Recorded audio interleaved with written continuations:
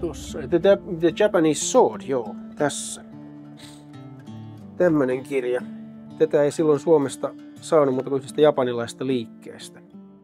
Mä olen ollut kiinnostunut teräaseista, erilaisista historiallisista aseista ja vastaavista, niin ihan pikkupojasta lähtien.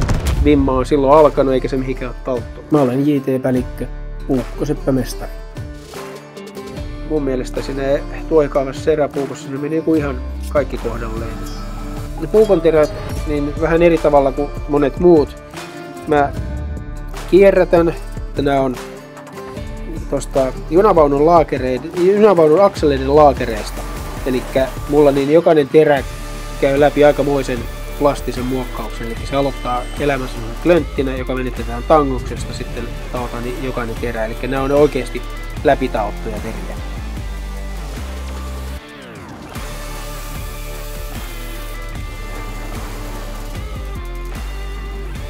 Ja toinen juttu on se, että kahvat niin on aina yksilöllisesti muotoiltu, hiottu, että sä joudut olemaan monen alan spesialisti.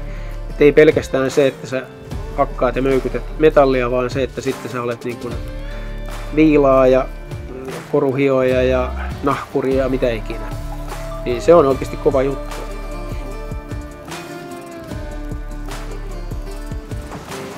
Joillekin se on ollut hirveän vaikea ymmärtää, että mä suunnittelen, taon, lämpökäsittelen, teen kahvat, tupet, kaiverustyöt, mitä niihin kuuluu. Mä teen kaikki ne itse, että ne on ollut ihan hulluisia ulkomaalaisiakin ihmisiä, jotka on niin kuin messulla käynyt kysymässä, kun ne on ollut messupöydän äärestä pois, niin puolisolta, että onko se oikeasti tehnyt tuon kaiverruksen.